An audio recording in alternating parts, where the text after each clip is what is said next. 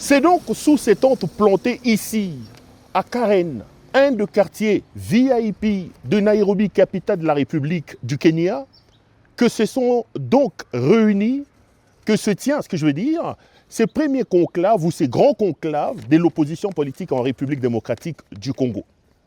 Les opposants venus de partout à travers le monde, que ce soit en Europe, les États-Unis, le Canada, etc., ou même certains qui sont réfugiés ici dans des pays africains, ont donc répondu présent à cet appel de l'opposition politique en République démocratique du Congo.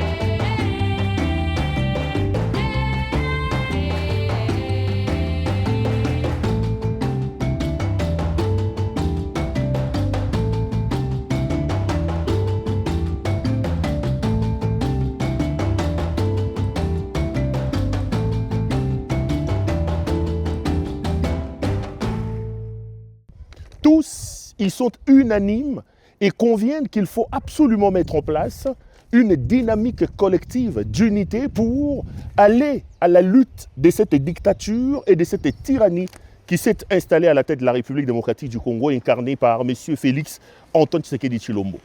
Pour ces assises de 2 jours, plusieurs thèmes seront donc abordés.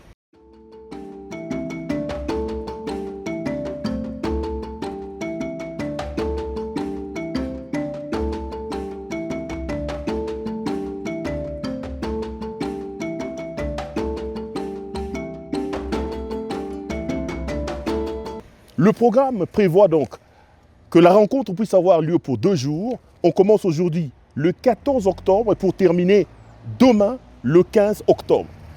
Dans l'ordre du jour de cette rencontre de 2 jours, il y a notamment l'analyse approfondie de la crise que traverse la République démocratique du Congo, la définition de la réponse collective apportée à ces jours, à cette crise, les voies des sorties innovantes et efficaces à la crise, mais aussi la déclaration finale. Donc, pendant ces 2 jours, les opposants vont donc faire une sorte de microscope, une sorte d'autopsie de la situation, de ce qu'ils appellent ici la crise profonde de la situation en RDC, et puis ils tenteront justement de définir la réponse collective qu'il faut apporter à cette crise qui sévit aujourd'hui dans notre pays.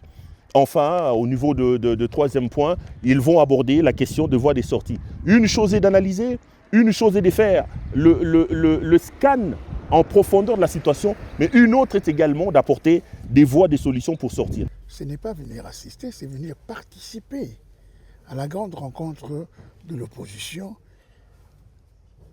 que nous estimons qu'il est grand temps que l'opposition puisse se réunir pour avoir un leitmotiv commun. Et avec cette annonce, avec cette invitation, avec cette participation du président Joseph Kabila, président honoraire, il était tout à fait normal que nous soyons là pour parler du pays. On va tout d'abord parler de la situation chaotique du pays, de la situation sécuritaire du pays. Et tout cela, et par où ça peut nous amener. Et il est grand temps que l'opposition, nous puissions nous réunir pour que nous puissions forger les bases solides. Une rencontre sans Katumbi, sans Fayoulou, sans Sessanga, sans ceci, sans cela.